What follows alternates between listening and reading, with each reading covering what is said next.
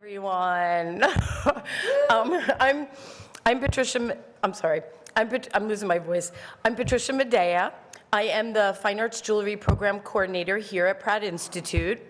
I am also responsible for bringing all of the New York City Jewelry Week programming you will see here tonight, and I'm welcoming you to Pratt Institute. Thank you for being here tonight.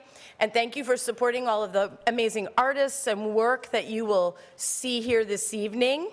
Once our program concludes here, I will let you know what else you can see on campus. So I hope you enjoy the night, and thank you for being here on our first night of New York City Jewelry Week. And I'm so excited for our panel. Absolutely. Thank you, Patricia. Really appreciate it. Hello. Thank you so much for coming tonight. It's a nice night out. It's a little cold, but it's super nice. And thank you so much, panelists. My name is Emili Vesilind. I'm the editor-in-chief of a jewelry consumer magazine called Gem and Jewel. We are on Instagram at Gem and Jewel Magazine. And I also am a co-host of a very irreverent jewelry and arts podcast called Rough Cut. So it's really nice to see everybody. I would like to introduce our very illustrious panelists to In Costume. We have right here Kristin Bateman, who is a designer in her own right. She has her collection Doll Chunk, which she's wearing several pieces of. She's also a collector, an author, and a writer. Thank you so much for being here, Kristin. We have, I can't believe we have, clap, woo!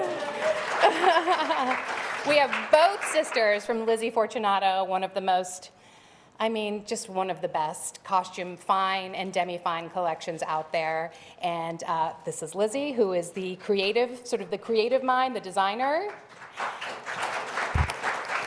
Catherine Fortunado at the end, who is the business brain, so CEO, and together they make this incredible brand.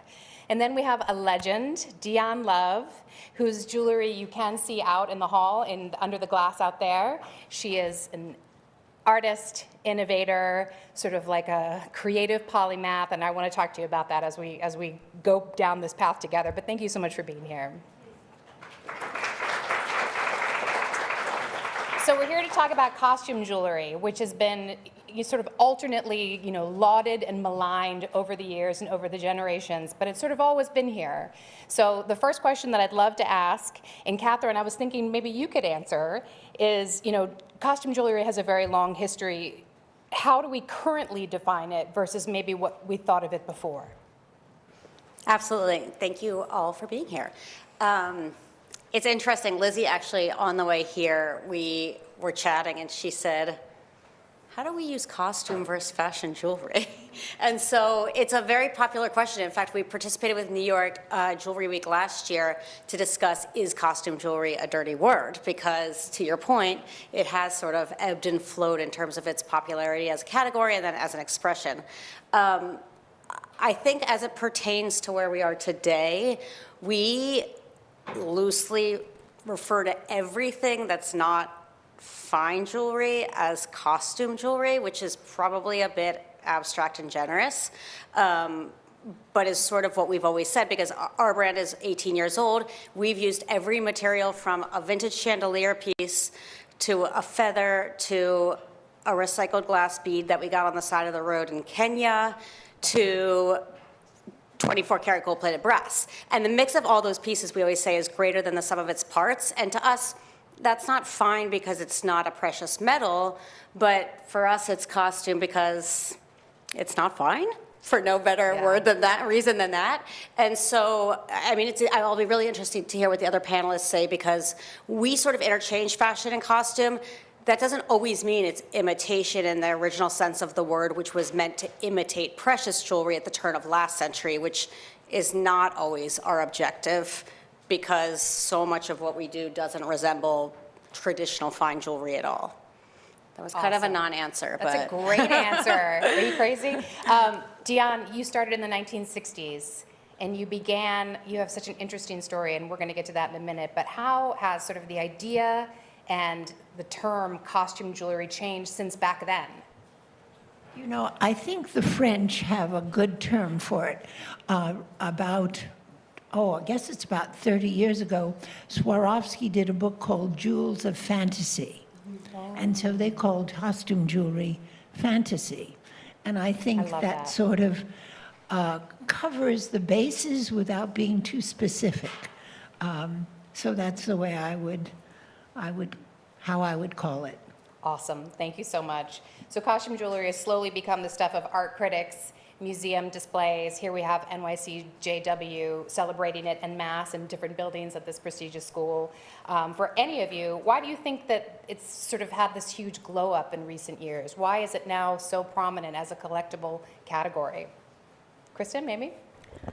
I think that costume jewelry has always been really great, but more and more people are discovering it, especially with vintage on the rise. More and more people are shopping secondhand, and they're realizing that you can get more for your money, and you can find these one-of-a-kind, amazing pieces that are vintage, sometimes not even signed, for really great prices. So I think that's one huge factor that's really playing a role in costume jewelry right now.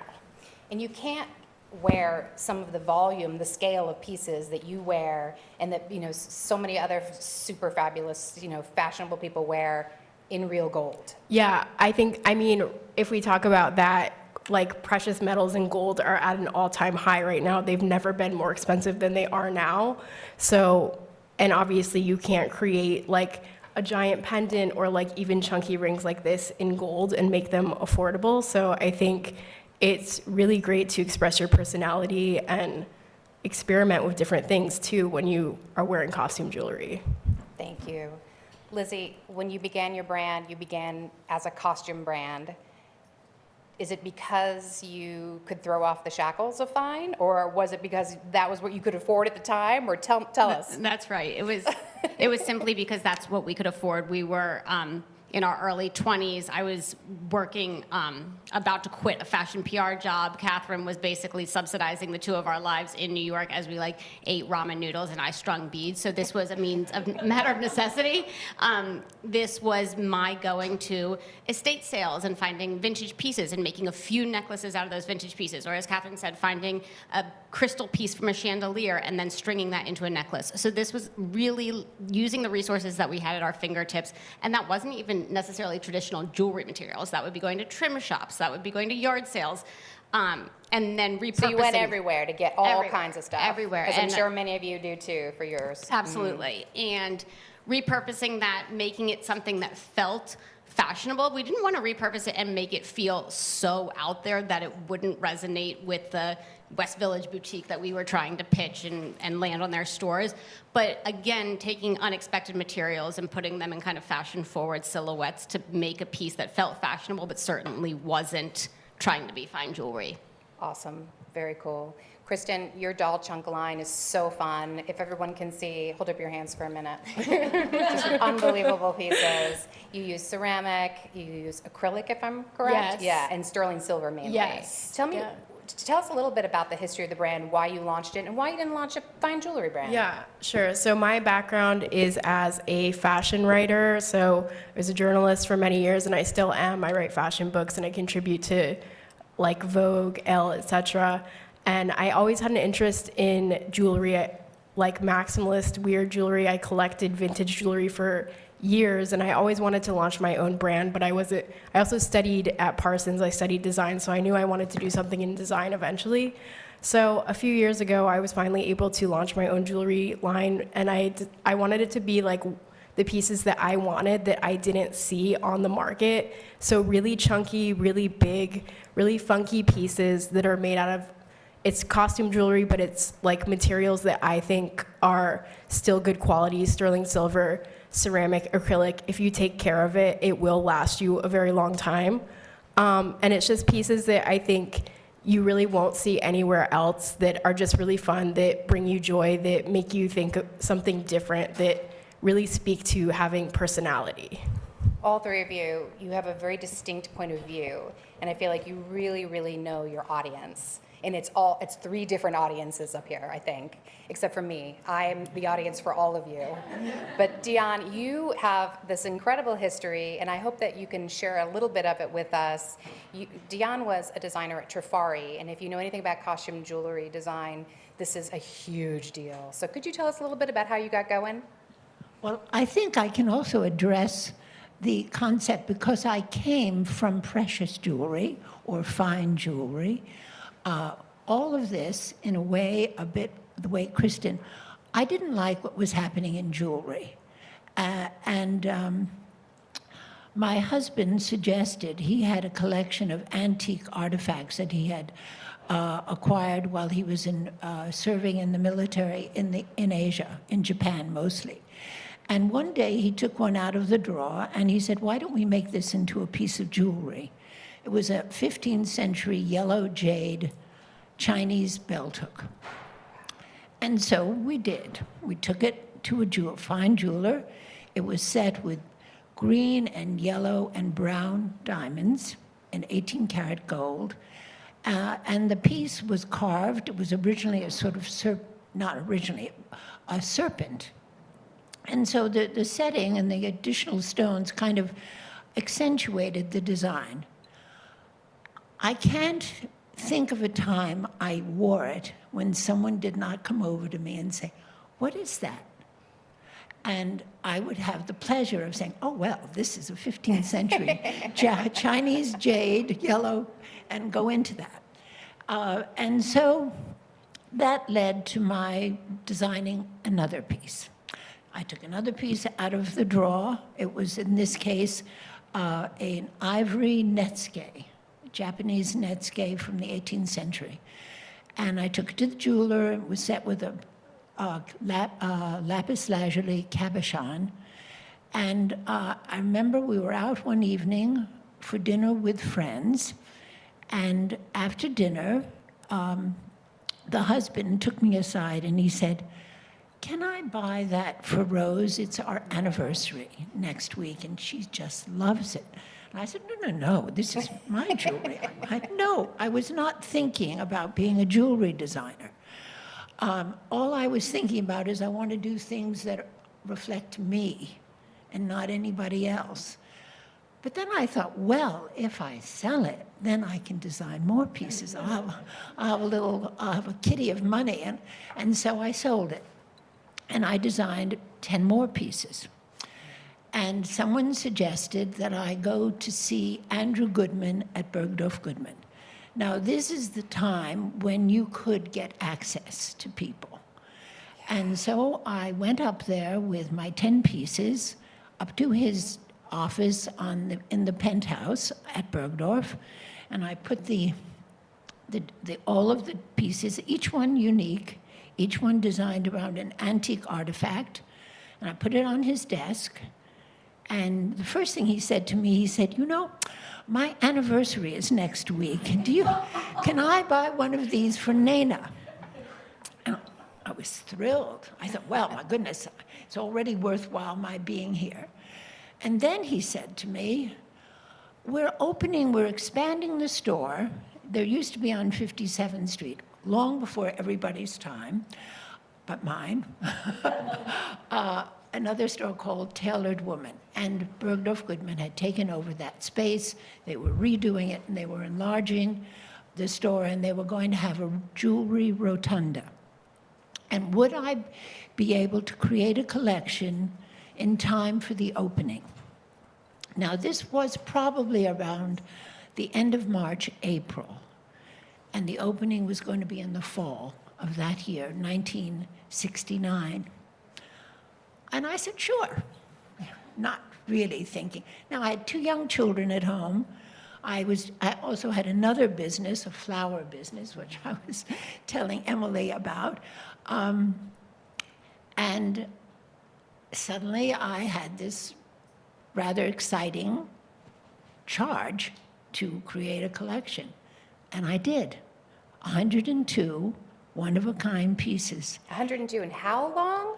From April to September, end of September, no, October.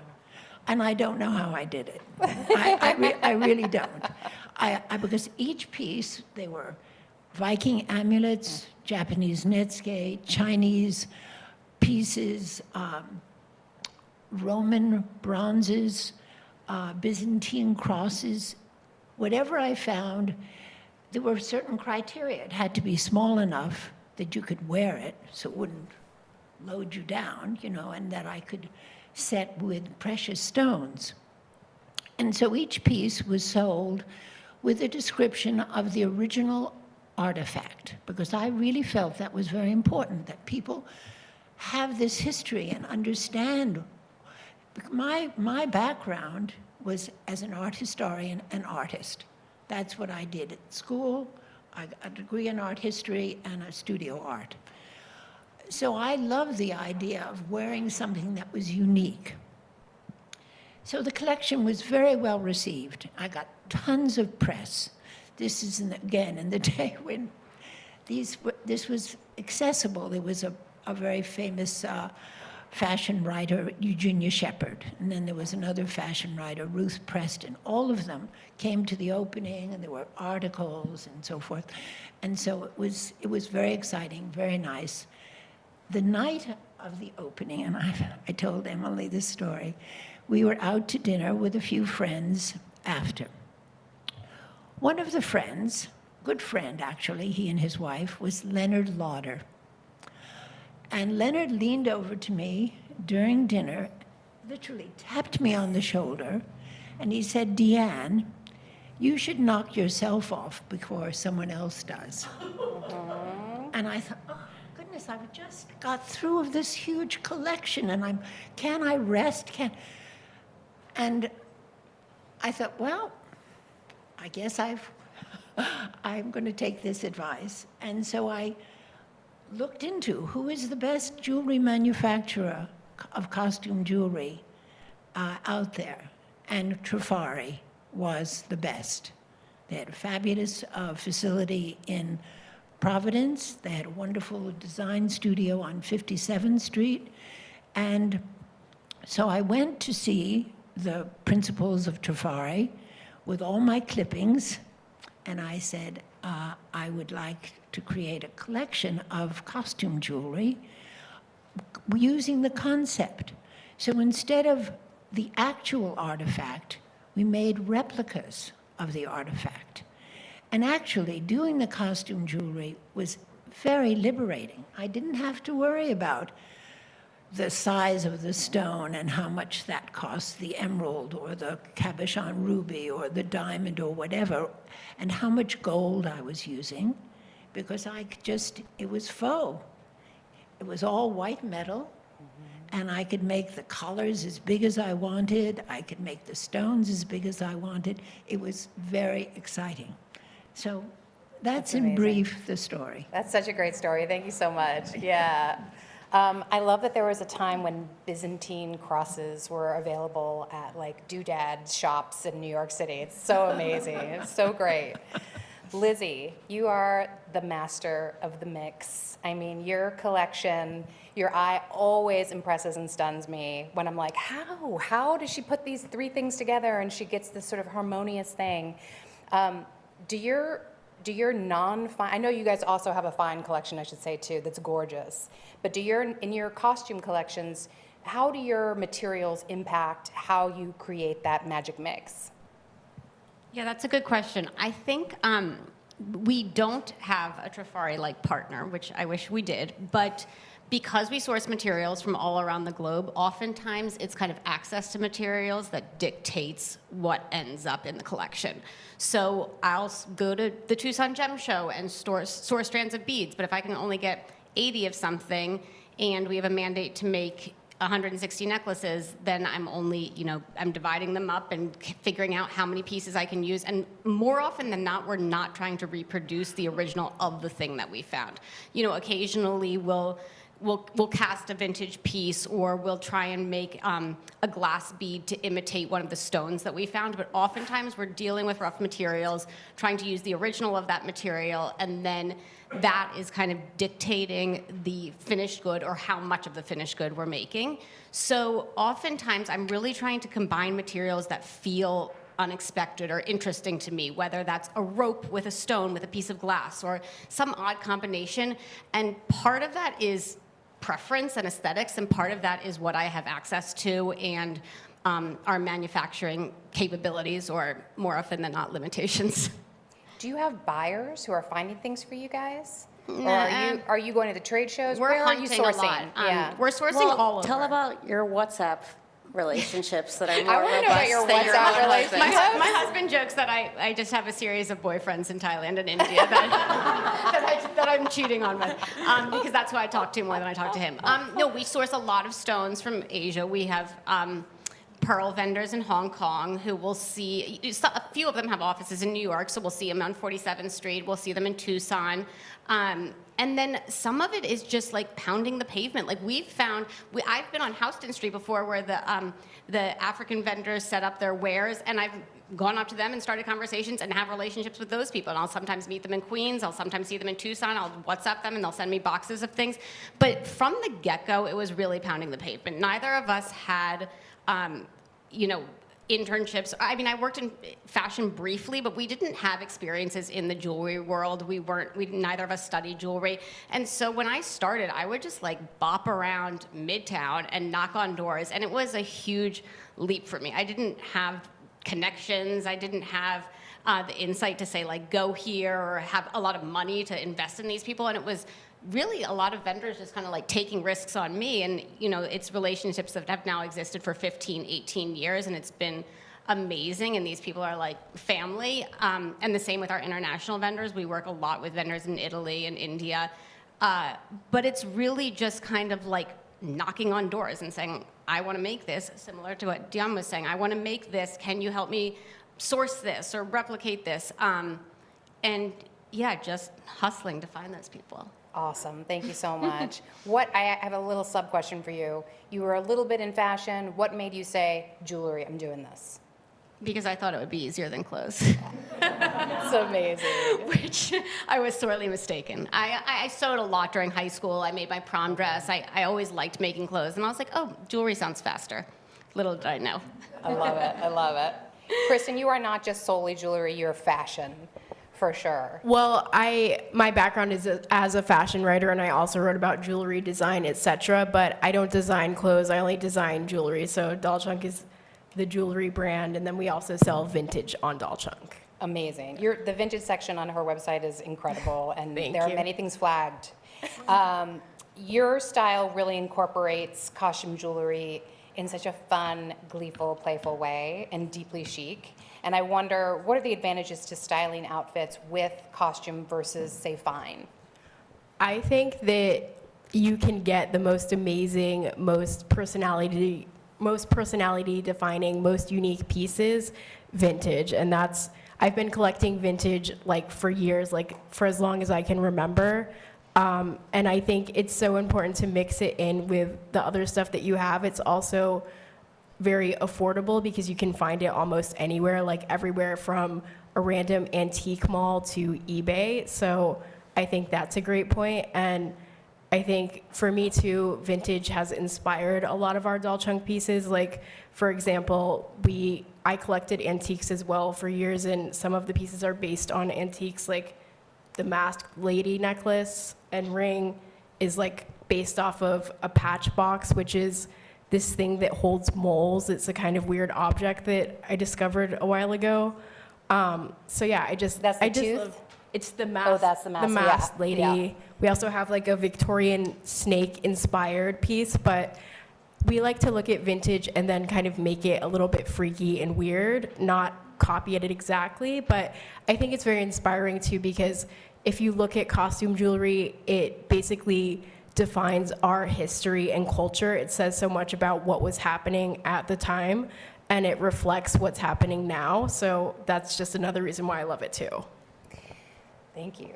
Do you think, Kristin, that costume jewelry is kind of like happening in fashion, or do you think that all of us here are a little bit ahead of the curve? I think for those who know, costume jewelry has always been happening. Like, if you look at the chic, stylish icons throughout time, they have always mixed costume jewelry with fine jewelry. I mean, look at someone like Diane Vreeland, Iris Apfel. I think it can convey personality in a way that fine jewelry cannot. Yeah, that's great. I totally agree. Catherine, are young fashion lovers really into costume? I mean, I know you started a fine collection, but are they particularly into costume these days? I think so, and actually, just as you were asking Kristin that, like, we've now sort of existed through 2 decades of like trends, if you will. And when we started in like 2006, 2007, there was no hashtag because it was before Instagram, but it was like put a bib on it was the whole thing, and like big The J. Crew bib. statement Yes. fabric, like sequined bibs were really big. In fact, like Lizzie tells a story where she kind of knew she made it when in the first like 11 months, our girlfriend woke her up early and said, run down to the newsstand. And she ran down to get, like the guy on the corner with the coffee. And the cover of WWD had a huge fabric bib of ours on the cover talking about like how popular costume jewelry and like the tactile element was. And so that's 20 years ago. So I guess you could argue, like, was it having a moment then? I suppose it was. And that was really, really helpful for us. We had a sort of immediate traction with us, like that was our aesthetic. We were making a lot of fabric because we were sewing and again using materials we could access, which included fabric, and that was also very big like internationally. Japan was an early market, and it was interesting because that lasted kind of like 06 to 12, 13, 14, and then I distinctly remember when fine jewelry, or at least that aesthetic, demi-fine, more delicate, actually got really, really popular. And I don't remember exactly what year it was, maybe 2013, 14. I don't know if it was because like brands like Missouri came around. It was like the Daily Gold, right? The dainty stuff got popular. And all of a sudden, so much of that demand for the statement bib, like totally fell off a cliff. In fact, I remember at our 10-year anniversary party, which we hosted for sort of our network and editors and buyers, I remember thanking our buyers for sticking with us when everybody just wanted like a dainty little tiny golden single diamond pendant. So I'm really happy to say that that moment also passed. And I guess we all learn as scholars of art history and jewelry and consumption and sort of however we're looking at it, that all of these trends do ebb and flow.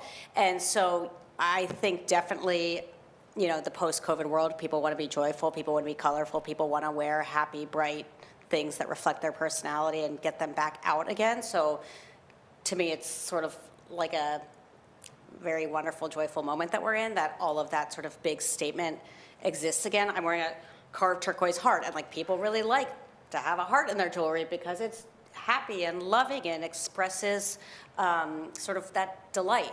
So I think we're having that moment, and I think we've had that moment, and of course there's times when that moment will sort of ebb and flow. I definitely agree with Kristin that like if you know, and you should always be in that moment. With regard to what the young people are doing, it's really interesting. Our audience is just as much 70 as they are 20, and we kind of love that. We've always said that our muse is not the like 28-year-old like model off duty. Our muse is like, I mean, you're a muse. You're incredible. Hearing this story, the original dresser, like the woman who makes it her own, who says, I want to do this for me, which is exactly, when you said that, that resonated so much with our mission statement, which is like, we want to dress the original dresser, and that means taking our collection and weaving it into your life and your personality, whatever that means for you, and that doesn't mean being this Instagram stereotype or this person who kind of follows the trends. And that's the only one last thing I'll say about costume jewelry. It's not trend jewelry. And Kristin, you made this point earlier, which I wanted to latch on to. Like, you said, if you take care of my pieces, just because they're not precious materials, they'll last forever. And we always say that about what we're making. Costume jewelry doesn't mean it's relevant this season and then it goes in the back of the drawer and gets tarnished and sad and, wah after that. It means like, it stays fresh, it's really interesting, you pass it on to your best friend or your daughter or your niece or whomever. And so I think that's another really big part where the only part of costume jewelry I don't want to commingle is the world of the fast fashion trend jewelry that we live in, where everything feels disposable.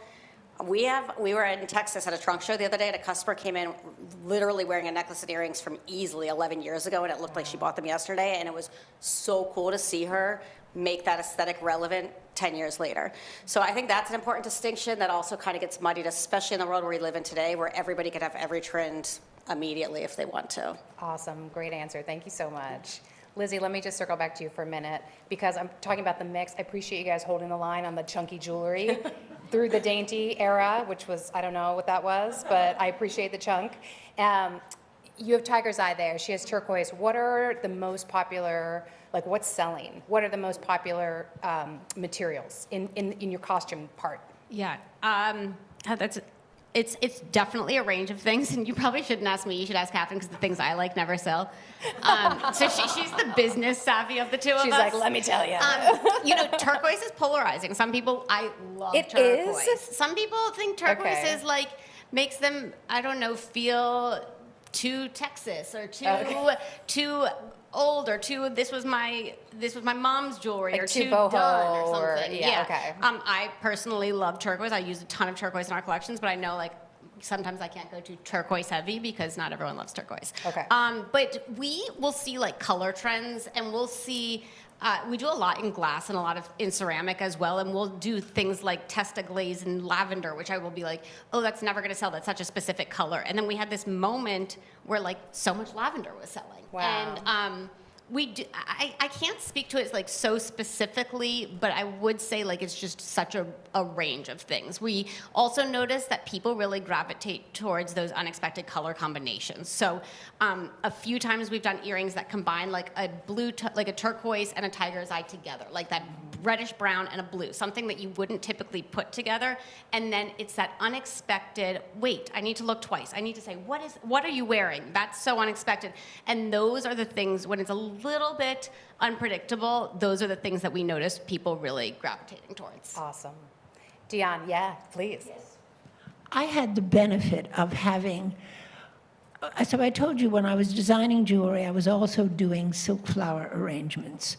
And people thought there were two Diane Loves. Oh, every time I met someone regarding the flowers, they said, oh, there's a woman who does jewelry. Her name is Diane Love. That was rather frustrating. So I finally decided that and fortunately, due to my dear mother, who found an extraordinary space on Madison Avenue, I opened a shop. And I thought, I'm going to have everything that I design under one roof so people know the flowers, the jewelry, whatever it is, it's my design. And so I did that. So in terms of, so I had, and I still believe this very strongly, I didn't have one thing in the store because I also had antiques, a lot of Japanese Mingei craft, but I had French Majolica, I had English arts and crafts, and then I designed vases and other jewelry and scarves and so forth. I never had anything I didn't like. And I always figured if it didn't sell, it's okay. I don't mind looking at it. So it was a very good rule. I had the shop for 17 years. And basically everything ultimately did sell. But I always had things that I enjoyed having around, and I was always changing everything. I did the window once a week, and when I did the window, I changed everything else in the store. So the entire place was constantly rearranging. But because everything was my aesthetic, my choice, everything went together, one way or the other. And I think that's, if I were to give you advice, whoever you are, designers, retailers, whatever, trust your taste, trust your instinct. Once you try to figure out when someone else is going to like, you really can go off the deep end. You end up with nothing. How do you know what someone else is going to like? But if you do what you like, then you're always on the mark. Yeah, that's great. I was going to ask you, Diane, you seem, looking at your website and your past work, which encompasses interiors, jewelry, textiles, home, how did you sort of find the confidence to move into these different categories, sometimes simultaneously as an artist? I mean, I feel like it's really rare that someone would feel confident enough to say, oh, I'm going to go work on some leather now, or I'm going to go do this. I mean, Do you feel like you had always had that sense of freedom? Like, I'm moving to what interests me? Or can you talk a little bit about that? It's a very long story, but I did have an extraordinary mother who was, and we were always moving. So we moved 11 times when I was growing up. Wow. And every time we moved, my mother did it in completely different decor because everybody, whoever bought our apartment, the existing apartment, wanted it just the way it was. Wow. So we never packed anything except our clothes and our, photographs. So Mother always had a new canvas. So we had English, 18th century English-looking homes, chinoiserie, Moroccan, Venetian, everything, whatever she liked. I think having that example from childhood of just going with whatever you liked was very inspirational and gave me security.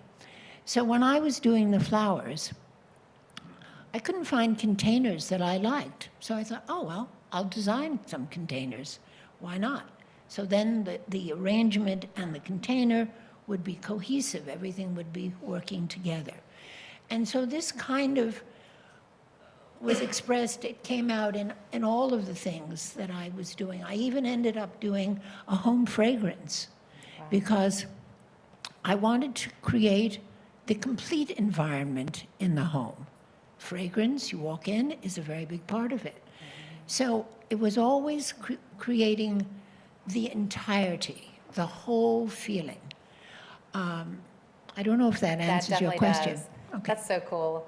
Awesome. Thank you so much. Kristin, can we talk about your very special tie to Iris Apfel? Oh, yes, sure.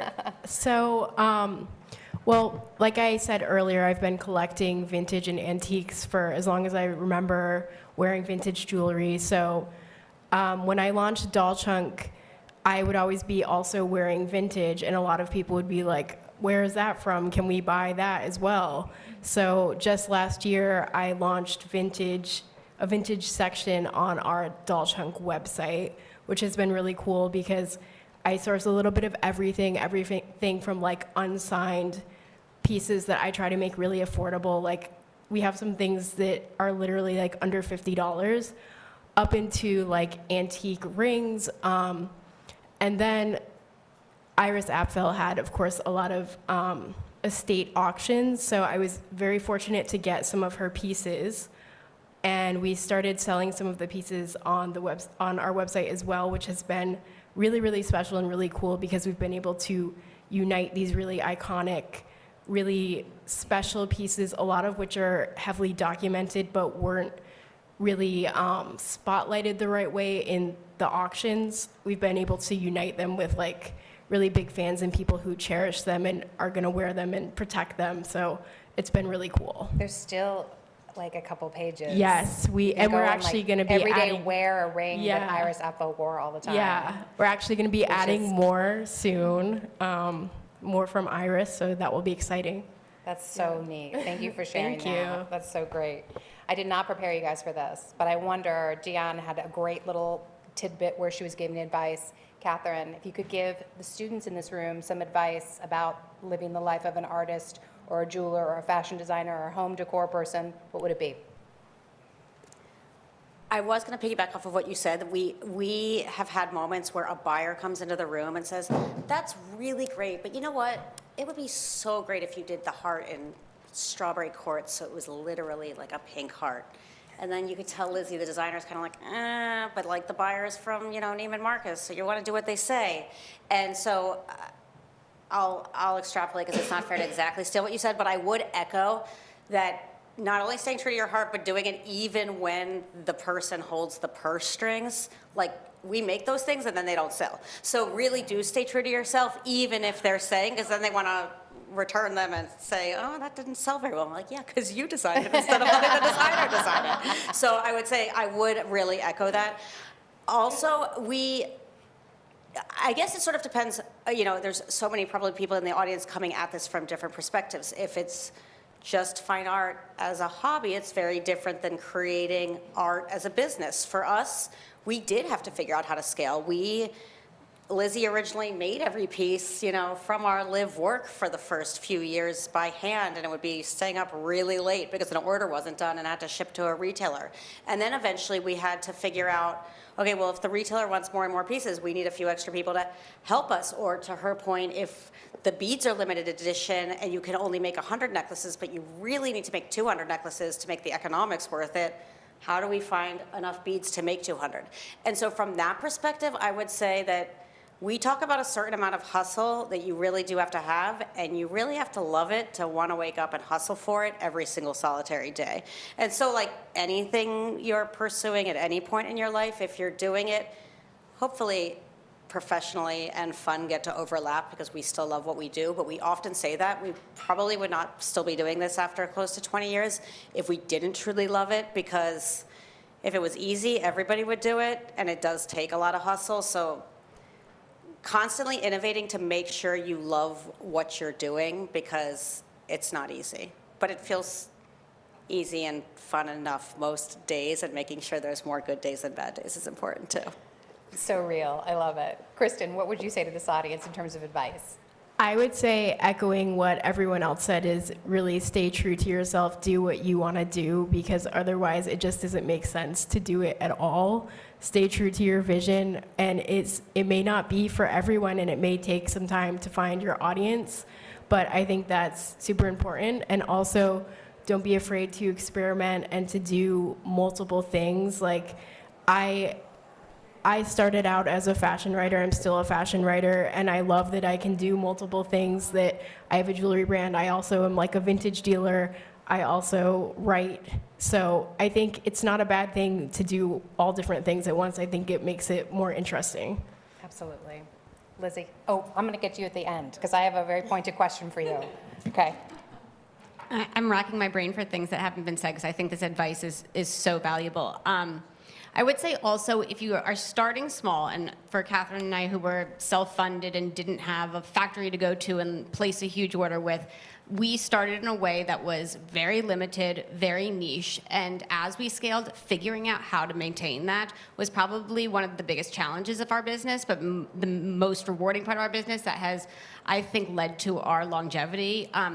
Once we started, making more money, having more to invest back into the business, it's not like we suddenly just went to China, started submitting purchase orders, and sat back and ate bonbons until the box came in. We still really tried to find ways to preserve the integrity of how we started, but in a more scalable way. That's definitely been a huge challenge, but very, very rewarding. And China has amazing factories that do incredible things, so I'm not saying don't go that path if that's what your craft calls for, but just really leaning into the craftsmanship that defines you, that is true to you, and then preserving that even as the business grows.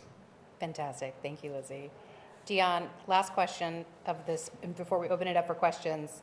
I'm sure there are many people in this room that aspire to have a life like yours, a life of an artist, a free artist. I wonder, what are your thoughts on living an artistic life?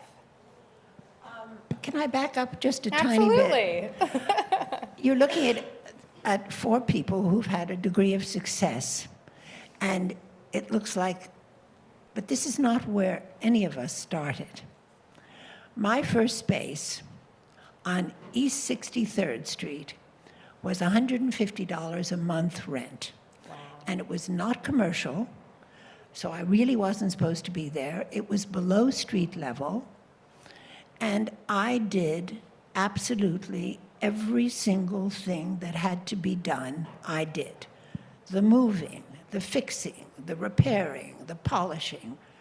It was, and I'm sure all of you have experienced, so it's a gradual progression. You have to believe in what you're doing. That's the most important thing. You have to feel that there's no point in replicating what someone else is doing. Unless you have a feeling, an idea, and since we're all so unique, if you really trust your idea and go with that, then you will be offering something that is unique. Don't look, there was a question that Emily had on the list. I think I asked you, what other designers have you really looked up to? And she was like, I don't look. I don't yes, look around. And I wanted to say, I didn't ever look at costume jewelry designers or precious jewelry designers or silk flower arrangers or any of that. My background was art history, so I looked at a lot of art. I looked at paintings of portraits of 18th century queens with marvelous jewelry. That inspired me. I looked at Egyptian, in the museum, Egyptian jewelry, Greek jewelry, all of that. But I never looked at any contemporary designers. I didn't want to be affected. I wanted to be me. And that's the most important thing. Otherwise, why be redundant? What's the use? Right. And so today, I'm not designing jewelry. I'm an artist. I do mixed media collage. But it's all the same thing. Assembling jewelry the way I was doing it with precious stones, with an antique artifact, is very much the same thing that I do when I make a collage. But I'm now incorporating a photograph I took, a drawing I made, a colored piece of paper, some paint, whatever. All I can say to all of you is, be you, because there's no one else like you. And that's what you have to offer. And just well, it's not easy to be confident, it takes time, but when people respond, and react, it's a step forward. Anyway. Awesome. Thank you so much. Thank you to these panelists. Wonderful. We do have 7 or 8 minutes if anybody has any questions for anybody up here. Come on, Patricia. We're using the mic because we're recording. Thank you. I have a question for all of you. How do you protect your whimsy?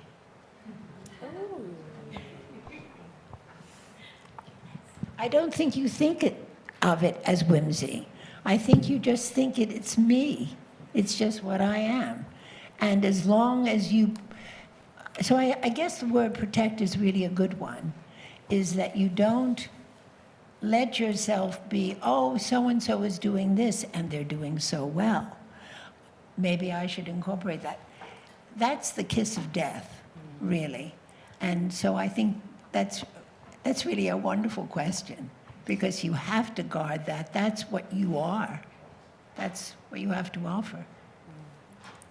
Anybody else? Yeah, I'll just chime in on that. I would say I also really try not to look at other things, and we do have, as our team has grown, we'll have meetings with like our e-commerce director, and she'll say, oh, we need this for the site, or we don't want this for the site, and I will fight for things, and I'll say like, I'm not making that, or like, I made that and I love it, and I don't care if we sell 2 of them. Like, that is representative of the vision of this particular season of this collection. It like is part of the storytelling, and sometimes like they aren't pieces that sell, but I fight for it because it is the storytelling that I feel like is authentic to the brand, and maybe it's the more editorial version of something that will sell, but by including it in the collection, it feels pretty true to me, and that's what, I still get out of bed for. Yeah, and you don't want that vision to be like diffuse, right? You want it to really be a pure like auteur style, sort of one woman sort of vision, right? Totally. You're in danger if you're chasing every trend of things going, right? Anybody else have a question? I have a question. Hi, thank you all for speaking. It was really insightful, and I loved hearing from you. Just a little bit of background. I have my undergraduate degree in jewelry and metalsmithing. I went to art school for it, and I'm currently here at Pratt in the graduate school as an art historian. My question for you guys, as the theme of this lecture seems to this panel seems to kind of be to stay true to yourself and retain your whimsy, so to speak. But my question is, and I know you guys kind of touched on this a little bit, but has there been any like market research or commercial, insight into like how do you retain your success? If I'm making sense, like you guys all have fairly niche products doing costume jewelry, but how do you take that risk in whether it will be a commercial success or a commercial flop? If that is like makes sense. As the finance one, I feel tempted to answer that. We were like, Catherine. So they can all give much more beautiful answers after I talk. We are really lucky because we're twin sisters who have the left and right side of the brain, and so Lizzie is there protecting her whimsy and making sure her favorite pieces are in the collection, and I'm there making sure we can make payroll and pay rent and all of those kinds of things. And so for us, and again, I sort of spoke to this earlier, depending on what your ultimate goal is, like, are you doing it as art? Are you doing it as a hobby? Are you doing it because you need to pay the bills? I think that there is an element of we have to innovate, and so not everything is going to resonate indefinitely. Luckily, costume jewelry is a really big category that's now been, I think I read outside it was first mentioned in 1907, so we're past the 100-year mark on costume jewelry as a definable category, and it's only grown. And so I don't think that there is at all a limit for the appetite of what we're all doing in so many different ways. I think we could infinitely iterate on what we're doing and talking about. Does that mean that every trend or every design or every motif lasts forever? No. And again, they probably come and go. We all know what's old is new again and was popular again. So I think especially in our case, like we had a best-selling fringe earring 10 years ago. It was this silk tassel fringe, and it was the first time we really had ever experienced what a bestseller looked like, where like you could have tons of products on your website and one particular silhouette dominated like 40% of the sales. Like it was crazy. And like at that moment we're like, wow, is this just our moment? Like, do we just sit on the fringe earring and like ride that to the bank? And we were really, I mean, I look back now and I'm really happy that we kept pushing and figured out what the next thing was, because guess what? As hot as it is at that moment, no one's touched a tassel earring in like 10 years. Like no one wants a tassel earring. So being able to recognize that just because it hits once or is resonating, or the data around what's hot now, like as soon as sort of that happens, there is going to be a new trend or a new thing. And I don't know if I'm exactly answering you, except to say that I think part of the success, at least for us, is being able to innovate and recognize when we need to sort of push further in a new direction, because like we've been there and done that. There is a little bit of a leap, though, that you have to make, right? Where you're sort of making guesses constantly of like what will resonate with your consumer. And now, over a decade in, you know your consumer. Right? Absolutely, and that's still a conversation. I mean, we look at data every Monday. We look at the last weeks of selling data, which Lizzie probably, like as an artist, it's not that fun for her to hear what's selling and what's not selling, because she just wants to create the art. But again, at this point for us, it really is balance. I mean, we have a big team now. We have to balance it with some level of commercial success, balanced with really, I mean, we grow slowly by choice because we want to sustain it, and that's a hard thing to do. And I think part of the secret is not worrying about explosive growth. But yes, some of it is saying like there is a demand for this in the market and we're really not making it, and without totally betraying what Lizzie wants to do, is there a world where we consider, I don't know, a longer pendant necklace, because everybody wants a long pendant necklace right now? And sometimes the answer is no. Sometimes we're like, that's not relevant for to you. us. Yeah. And then other times Lizzie's like, I'm actually really inspired by this, but I have to do it XYZ my own way, and that also is an appropriate answer. So great. Thank you so much. Does anybody else have any questions?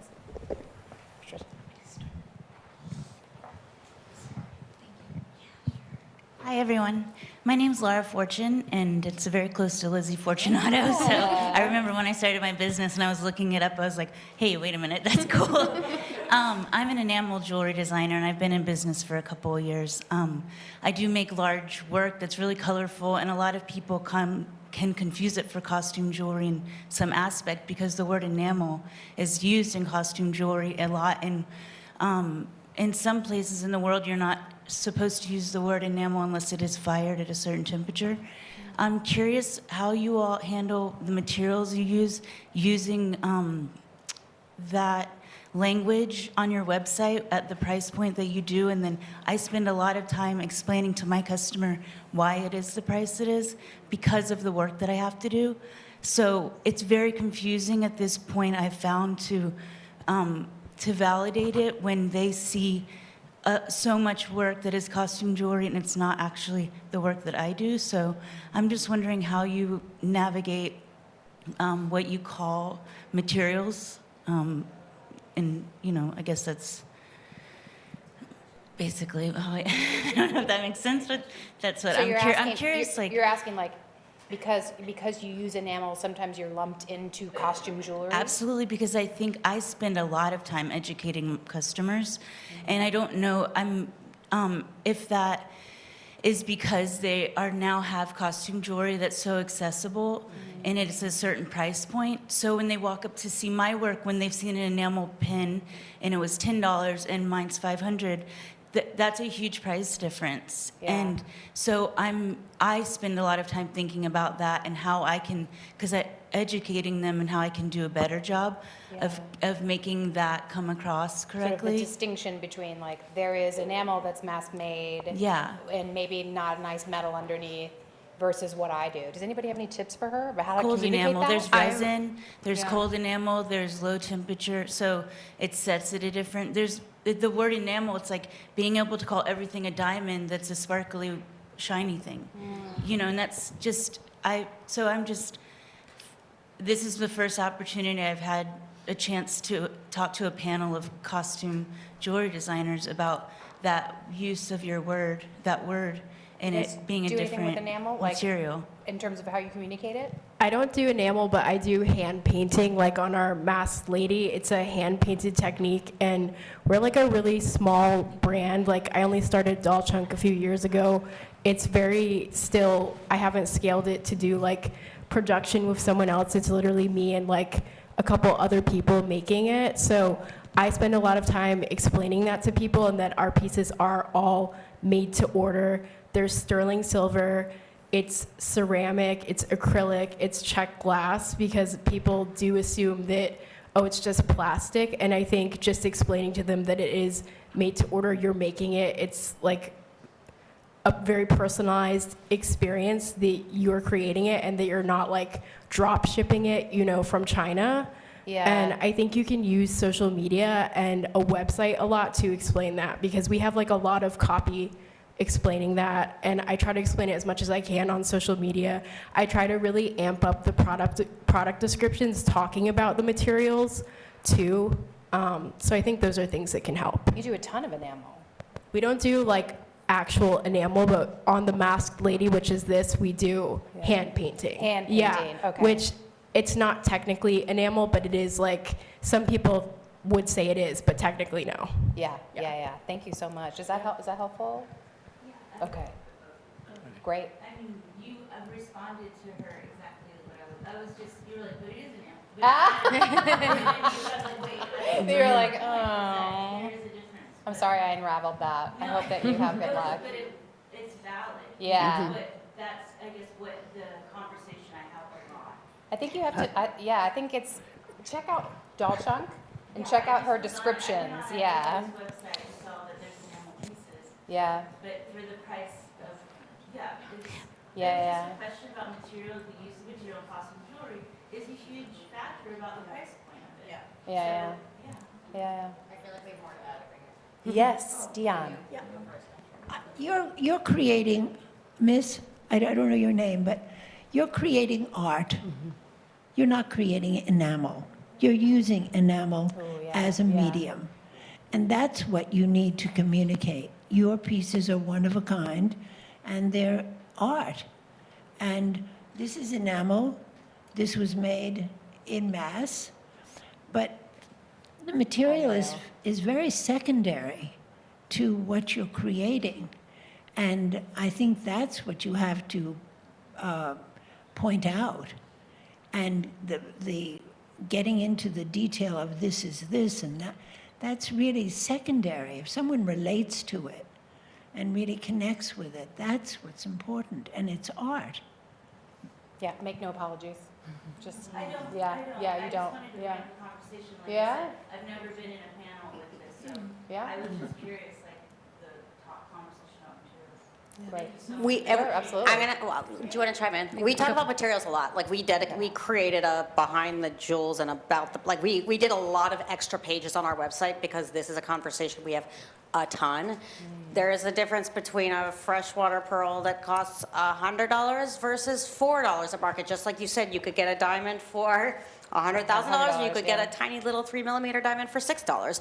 And so I think it's very easy. We all love putting tags on things and putting things on boxes and categorizing things so that we think we understand them and can generalize. And I actually really love your point. There becomes some moment where kind of splitting hairs with a customer on whether, exactly what the technical part is. We've sort of frustrating learned a lot of customers don't care. Like, if they love it, they're going to buy it. And if it doesn't pull at their heartstrings, they're not going to buy it.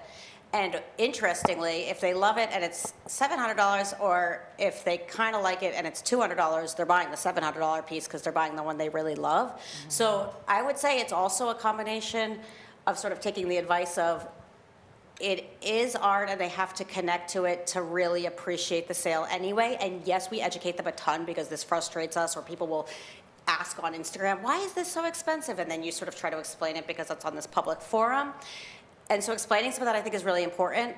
I also think though that the people who get it, we really do notice more expensive pieces. We have 2 pearl necklaces. One is a really beautiful, a regular Baroque pearl for $15.95, and one is a sort of dumbed down $500 version. And the $15.95 version sells more than the $500 version. Wow. And maybe that's also part of finding your audience. I mean, then you've got to find the people who can buy the $15.95 version, or find the people who appreciate the enamel work that you're doing, which is also maybe equally half the battle versus trying to explain to the person who's never going to buy the $500 enamel why it is $500. But I think all of this is something we think about a lot. Yeah, absolutely. Yes. So we have a question here, and then I know we have a few over here if we have time. Hi, I'm a current junior at Pratt Institute studying jewelry, and we've been taking Jewelry Beyond Metal class, which kind of like introduced us into the costume jewelry. We've been using a lot of alternative material, but then sometimes we run into a little problem, especially for me. Sometimes when we're designing something, I pull up the design or some form I got inspired by nature, by some historical really easily, but at the same time, I will be struggling using materials. Sometimes I don't know how to find the best fit material to really represent the kind of the story or kind of the meaning I want to talk about. Or sometimes I just want to go by the material, then I will have some issue to designing the stuff. So do you have any advice for that? How to find the perfect materials for how you want to express your art? Yes. Okay. Anybody want to tackle that? Diane, go first. This is not answering your question at all. But it's something I thought, and I think it's important for all jewelry designers. Jewelry is worn. Jewelry should be comfortable. One of the things that I really was very concerned about or engaged with was the ergonomics of the jewelry that I was designing. When I was designing earrings, a lot of them were right and left because your face is different, and it shouldn't just be stuck on. It should relate to the contour of your chin line.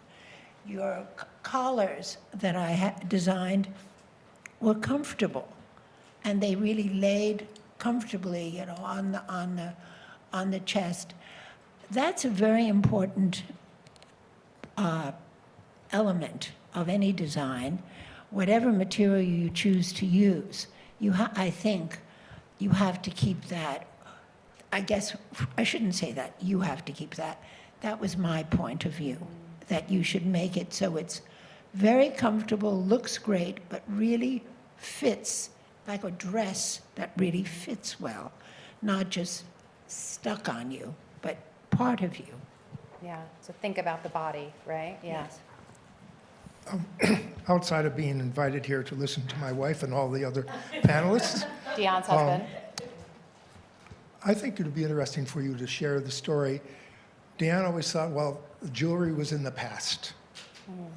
And, she had these wonderful experiences, and being invited here was a real privilege, frankly, for her, I think.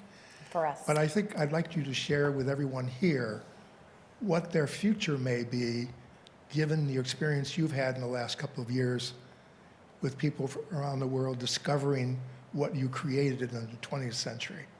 Ooh, it's a good one. Oh.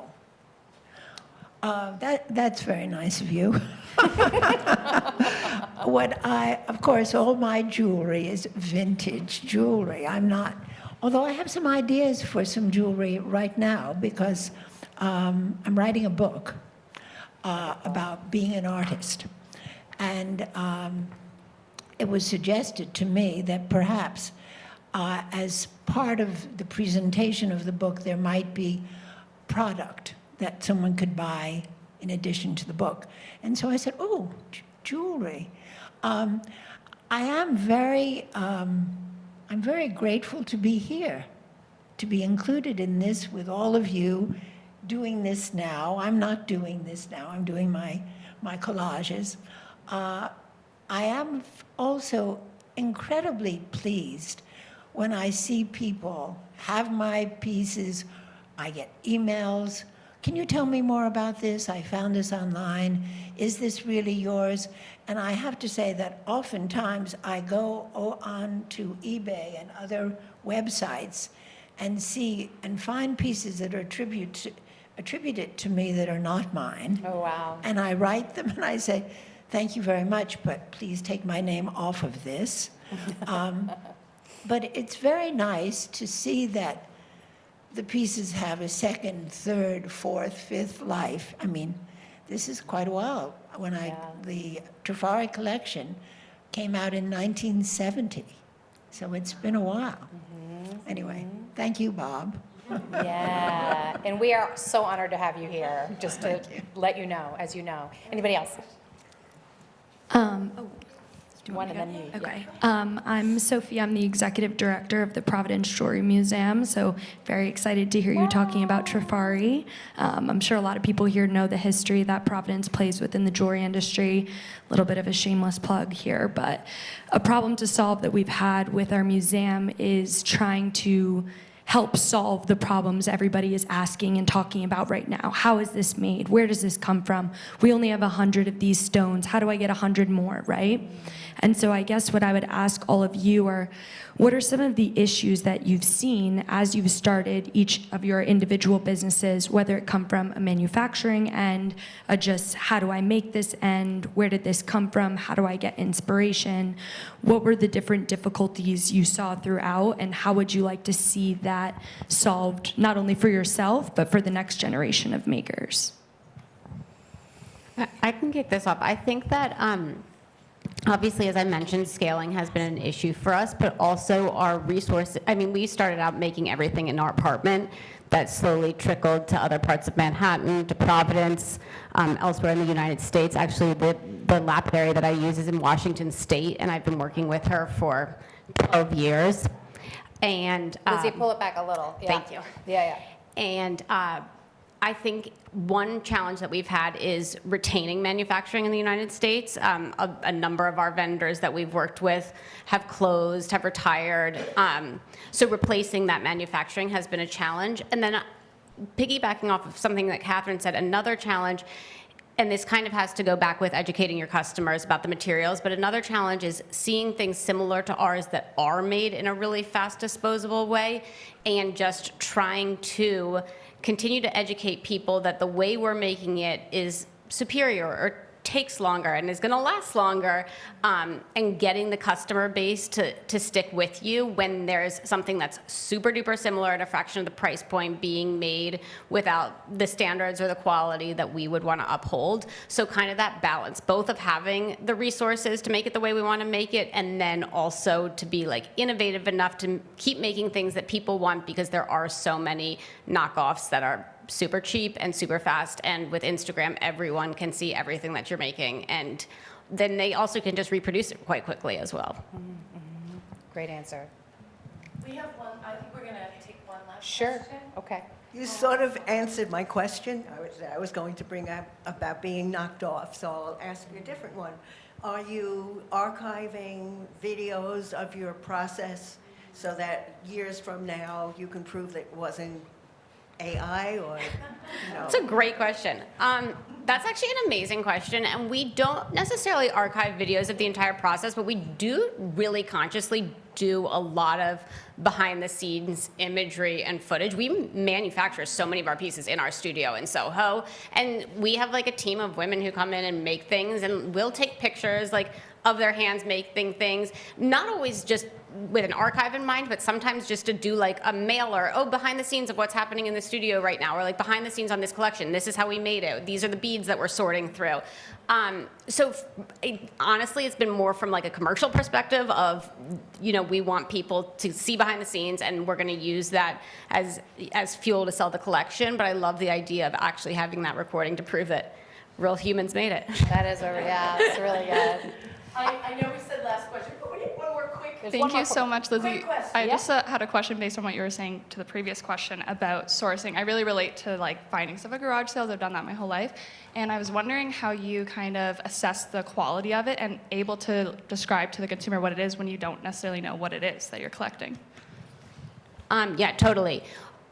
Now, so when I started, it was like much more one-of-a-kind bits and bobs, and I really couldn't attribute much to the quality. It was very much what Diane was saying, like, if I liked it, I had a lot of confidence in it. I was like, I'm gonna wear this looks cool, and it was the same kind of thing. Someone would come up to me and be like, where's that necklace from? Oh, I made it. Can I buy it? Sure, yeah, definitely. So now that's evolved a little bit because we are doing far less one-off. And honestly, so much of our work is done with other artisans, and like we work with a flame work glass blower, and like we will sit with her and watch her like hand make the glass, and we again try and tell the story as much as possible. It is not an inherently expensive material, but we try and convey this took this much time, it's so hands-on, therefore it is valuable. If you don't perceive value in that, like that's fine, but that's why it costs what it costs. So we try and explain it as best as possible, but for some of the things, be it the glass or a stone that I found in Tucson that has like a pretty subjective price because maybe that lot of beads has existed for the last 30 years and that vendor's been trying to offload it for 30 years. It's like, yes, this is the material. I can tell you about when this lot of stones was cut. I can tell you the origin, although I don't know exactly because he's been showing it at the same booth for 30 years. Like, I'll speak to it as much as possible, and we really do try and be diligent about those kind of things, but some of it, like I would say, is just not inherently that valuable, and it's more the sourcing or the handy work or the time devoted to it that is giving it most of its value. Yeah.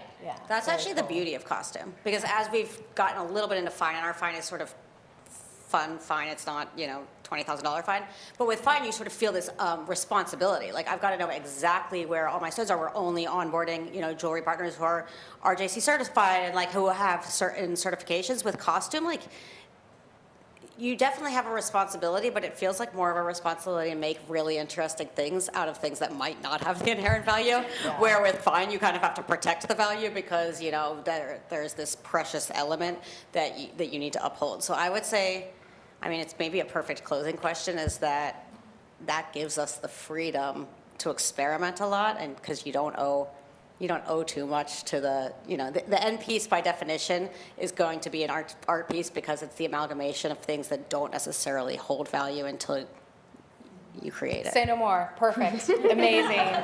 Thank you so much for coming, panelists. Thank you so much.